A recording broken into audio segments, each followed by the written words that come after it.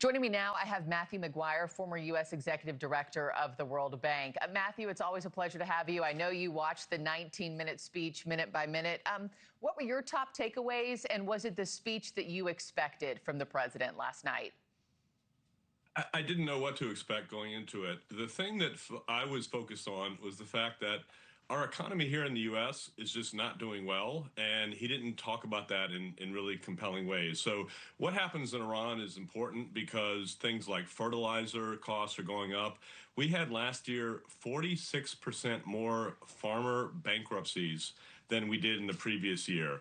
And you think about inflation is up, mortgage costs are up, healthcare costs are up. These are the things that Americans care about. And I was a bit surprised that in the midst of all this, he wasn't a bit more focused on the U.S. and what's happening. Why do you think, what do you think that strategy was? I mean, why does he seem to be, is he downplaying the U.S. economy, the link and the financial fallout from all of this?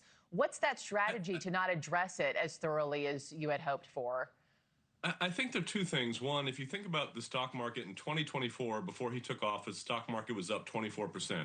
In 2023, it was up 23%. Since he's taken office, it's up about 9%, about 15% last year, and it's down 6% this year. So I think he's concerned about the fact the stock market's not doing so well. He clearly cares about that. And then the other thing is that the tariffs, since he put them in place, our job market has collapsed. We had about 1.4 million jobs that were created in 2024. We basically, according to Chairman Powell at the Fed, we're basically in zero job growth for the last 6 months.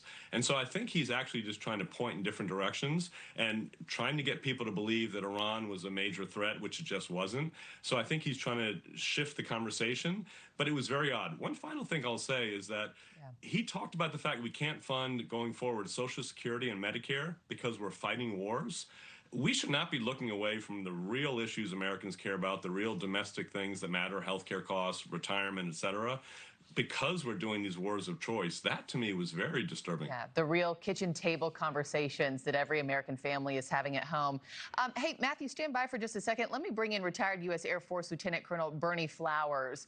Colonel, thank you for hopping in. Appreciate your time, too. What stood out to you militarily from last night's speech, and where you think we are in the fight this morning? I like the president's confidence. I like the idea that he was being transparent on the cost and the timeline. We've got to work on letting people know about the end game. But what stood out was to me, as a military person, was the idea that this was something that was eventually going to have to happen. And the other presidents seem to not want to do anything about it. And these people aren't going to go away. Their intention is eventual world domination. And I say that, and I know it sounds, dramatic, but I spent 34 years planning for this. So he's doing what needs to be done. Yeah. Are you convinced? I don't think there's anybody in the world who would disagree that the regime needs to go. We needed to do something about Iran. Are you convinced that now was the critical and right time to launch this operation? Well, there's no time like now. The issue of the day was only going to get worse. And again, they were only going to stockpile more nuclear material. And at some point, we were going to have to do something about this. I still don't believe in boots on the ground, but I do believe that this was something that had to happen, and it was inevitable. Matthew, let me play a bit of sound for you, because the president, again, we're talking about Strait of Hormuz, the financial fallout from all this. He put the pressure once again on European nations to reopen the Strait of Hormuz. Let me play that part, and I'll get your take on the other side. The United States imports almost no oil through the Hormuz Strait and won't be taking any in the future. The countries of the world that do receive oil through the Hormuz Strait must take care of that passage. They must cherish it. They must grab it and cherish it. They can do it easily. We will be helpful, but they should take the lead.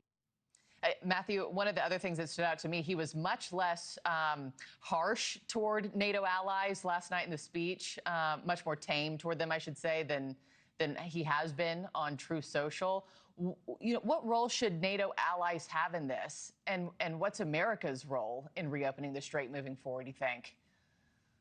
Well, this is the question. We have the biggest and best military in the world. probably in the history of the world. And if we can't reopen the Strait of Hormuz, I'm not sure how smaller European nations are going to do it for us. And so I'm surprised that if he has an answer for how we can reopen it, he just should go do that. The bigger question I have, though, is that right now, Russia is the one that is benefiting from all of this.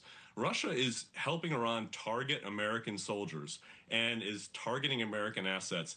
He says nothing about Russia. They literally are coming at our soldiers, and yet he attacks NATO. And that's the part I don't understand, because Russia is our biggest adversary. They are attacking the most important military alliance we've ever had, NATO, and he's talking about walking away from NATO, which is just a boon for Russia.